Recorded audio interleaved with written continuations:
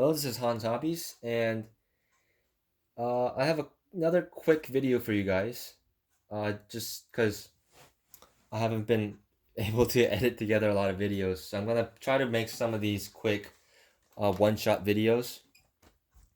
Just because they're easier to make and easier to faster to upload up. So on my workbench today, you can see I have the Wild Willy 2, which technically this isn't a Wild Willy 2. This is a Tamiya Comical Buggy, or more specifically, my version is the Comical Hornet. Uh, but I've converted it kind of like a upgraded custom Wild Willy 2. And I'll go over all the stuff I did to it. See, so the original tires that came on it are these wheels and tires. That's the front, and here's the rear. These are two-piece wheels. This colored part is a separate part from the white rim, which makes it pretty cool and easy to customize, and overall it's a cool look. And I'm sure you could paint up the inside rim there to look like disc brakes or something. And these are pretty cute tires. They really fit the look of the Comical Buggies really well.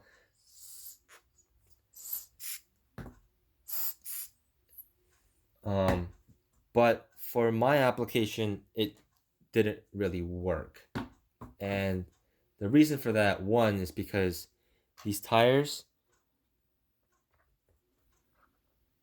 yeah, they're like the right size for it, but they still kind of look small, especially because the tire is so low profile. And the contact patch isn't actually that great because they're bubble tires. It tends to ride mostly on this like middle ridge and middle tread. It almost never touches the outside tread. You can kind of see from the wear. The middle is worn out, whereas the outside is barely touched. It's only ever touched when you're like hard cornering, which at that point, most of the time you're flipping over. And then the front tires are worse because they're just completely round, which makes them even narrower.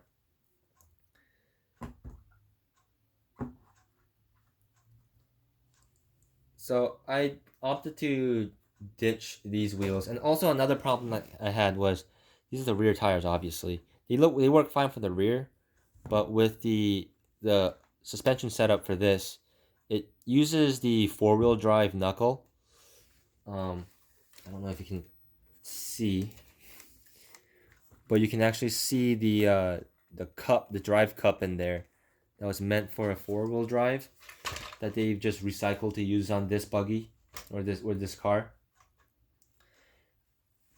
And if you put this tire in the front, the wheels are identical front to rear, but the tires are different. Um, if you put this tire in the front, the problem is, I believe the steering link back here rubs on this back side of the tire, so it won't really fit unless you like find a way to like space it out somehow. But instead of doing that, I had these tires just laying around and I thought it fit the look of the car a lot better anyway. So I just opted to go with these tires, and I'm glad I did because of reason I'll get to in a little bit. But basically, these are tires off of the ECX Barrage Doomsday, which is discontinued now. Uh, but I bought that thing because it was like super clearance sale, and I wanted a Barrage anyway, and that was technically a Gen 2 Barrage back when Gen 2s weren't out yet. So, long story short, I got that car to convert into just like a regular Barrage, like a regular crawler. And these tires don't work well for crawler applications, obviously, because it's not nearly soft enough. The inside tread's kind of soft, the overall compound's kind of soft, but the tread design and the outside like lug treads, they're not very soft. They're pretty comparable to like lunchbox tires or like standard Tamiya monster truck tires. the benefit over the regular lunchbox tires like these is even though they're smaller, these are technically still better tires because one, they're low profile um technically on the inside. They're like short course wheels. These are proprietary wheels and tires, but the inside is lower profile on the outside, so it gives you this really nice, like, large profile tire look while giving you a low profile tire performance. And also these tires are always just air filled, whereas this one actually has foams inside of it, which also makes it a lot more stable. Um, the So in the beginning, why I said that this is technically not a Wild Willy 2 is because there are notable differences between the regular WRO2 and the Comical Buggies or the WRO2 CBs. Mainly being the front bumper emulates the vintage Tamiya buggy bumpers. Uh, the regular square bumpers are still included in the kit, but I opted to go with these just because they're more unique. They're a lot sleeker, and I think it looks better than just like a random like rectangle in the front of my car. Um, it also comes with different chassis rails. So the chassis rail parts aren't actually integral to the chassis because it's a monocoque design, but it has the simulated like C channel frame here, and the comical buggy version comes with this piece to put there instead. And this emulates, or yeah, this emulates like the sand rail, whatever that's called, that the classic buggies had, which is a cool look. Um, I did have to take these off to mount this body because of the where the body mount holes are placed. You have to use the frame to mount the body post in the correct location. Another difference that it has is it comes with. I'll take the body off for right now. It comes with oil filled shocks, whereas the regular WRO2s all come with friction shocks. And the most significant difference is the suspension arms are completely different. They're wider versions of the WRO2 suspension arms.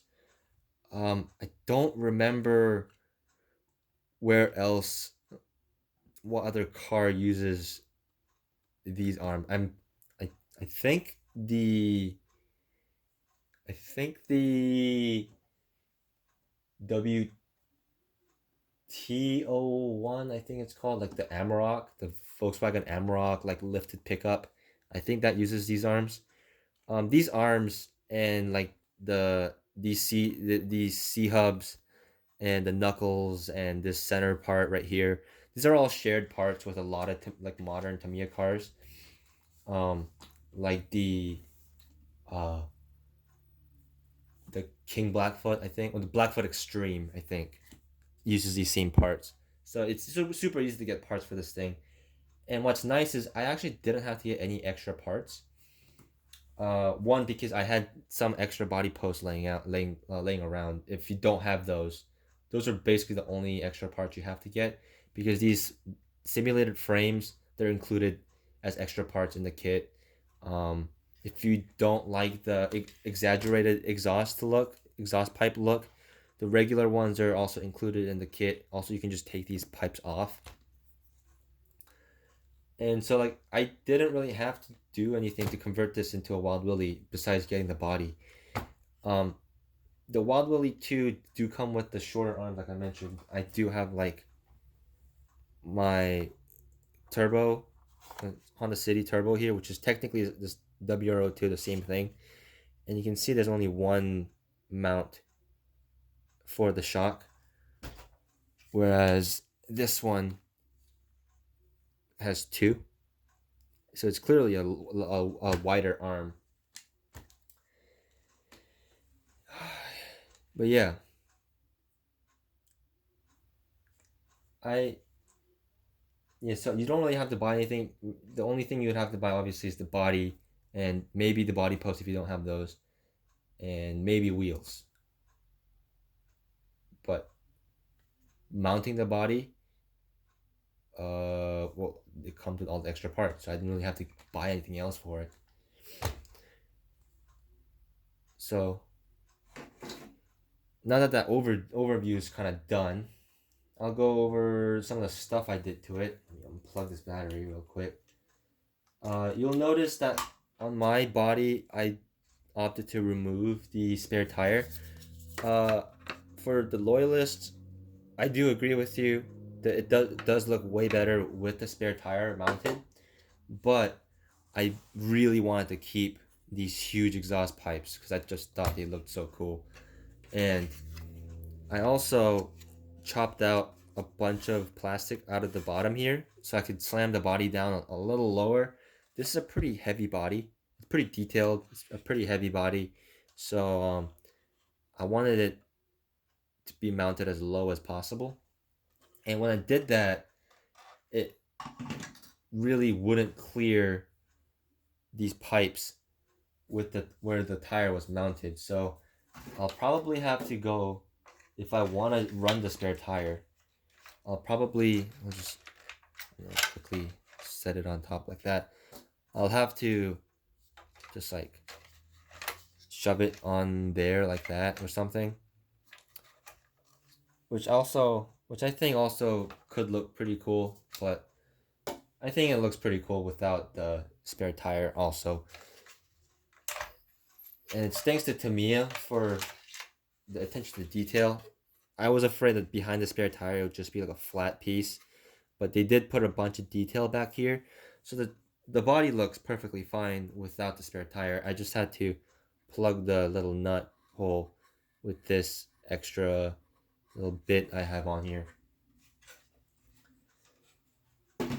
Oh, and this is, I mentioned in my previous video, but this is the ready to run body. So this comes molded in green, and that's why it's so glossy and shiny. It's winter still right now, so I can't really paint anything, but when it does get warmer, I am gonna spray this with flat matte paint just so it'll have that military look a little more. And while I'm talking about the body, uh, fun trivia facts about this body is the original Wild Willy has vertical grills, and it's simulating a World War II Willys Jeep. And I thought these sideways grills were just a way to avoid copyright infringement, but actually this is also a very accurate model of a different Jeep that wasn't made by Willys. This is actually a model of the Ford Mutt, I think it's called, which is the Jeep they used, the Ford-made Jeep they used in the Vietnam War. And you can, if you look at pictures of it, you can tell that it is this one because it has these same 3 slot horizontal grill. It has these same like rivet bolt things on the front, and it also has these ridges on the hood, whereas the Willys didn't. I thought that was a pretty cool little trivia, and it's cool that this is actually modeling a real car and not just a fake like copyright avoidance thing. So that adds some I guess coolness back to the scale accuracy to this body. Another cool little trivia about this body is the serial code that it has on it. It says USA 99 027. That is actually referencing the release date of this Wild Willy 2 and the original Wild Willy, because the original Wild Willy, I can't remember the month. I believe it was like November or something, but it was released on the 27th of the month that it was released. Hence the 27 on the back. And the Wild Willy 2 was released in 1999, hence the 99. Not a lot of people noticed that. Um, I had to like go. I found that out just when I was looking over Tamiya base, all the specs and stuff, and it just occurred to me that that's probably an Easter egg right there. And I thought that was a pretty cool little piece of trivia about this body. But yeah, going back to this thing real quick. Uh, what I've done to it, I'm running the stock nickel metal batteries just because that's what they were designed for, and they run fine on it. I'm running the stock ESC. Um, these have some reliability issues, not really like quality control issues, but fortunately the one on this car seems to be working fine. Um, I'm running a waterproof Metal Gear servo from Amazon. It's like one of those like $18, $20 servos. I run it basically on all of my cars. It's torquey enough and fast enough for all my cars. And then I'm running like an Amazon special like DSM uh like Spectrum receiver knockoff, like clone.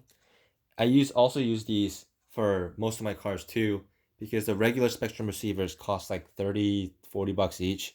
These cost like $15 each on Amazon.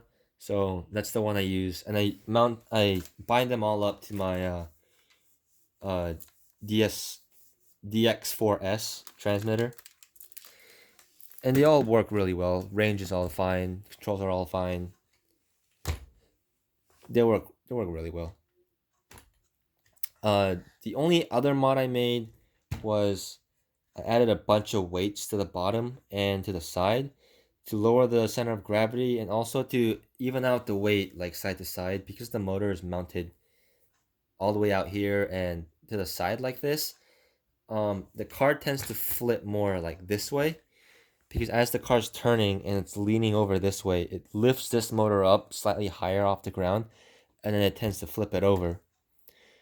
But with the combination of the weights, which is literally the equal weight of the motor just mounted on this side, um, you could argue that it's not the same because it's not concentrated in the same area, but weight distribution wise, I would say it's uh, negligible.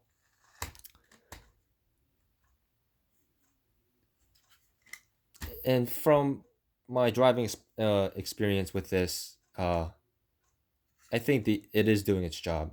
But also with these wheels and the longer arms, it makes this chassis very wide compared to the regular one. So it's very, very stable. I drove it in snow. I drove it on dry pavement. It grips. It turns. It handles so well. With the oil shocks, with these tires, just overall, it's just a really fun car to drive. So, yeah, that's just my quick little overview for this. If you want a Wild Willy 2, I would recommend you get the Comical Buggy version, and then buy this body separately. And I think it get you to about the same amount. Plus, you get oil shocks and the better suspension arms, and all of these extra parts you could have for later for other projects or whatever. So, and I don't know if you can still get these tires. Maybe you can find them on eBay, but you could probably also find something similar for it. But yeah, I'll do a running video of this pretty soon. Um, I also have the action cam that I can put in here, like a GoPro, to give you some more interesting views of it. But yeah, overall, great car. I love how it turned out. I just need to get this paint job like flattened out, do some like final finishing touches on it, like put some lights in it and stuff. But for now, it drives perfect. It looks awesome, and I'm really happy with it. So yeah, thanks for watching, and I hope you enjoyed the video and thought it was interesting. Um, I have a lot of RC videos and hobby videos like coming up, like Gundam and action figures and all that. So if you're interested in any of those stuff, uh, subscribe for more videos. You can find me on Facebook at Hobbies of Hans, like facebook.com/Hobbies of Hans. And yeah, I'll see you guys later.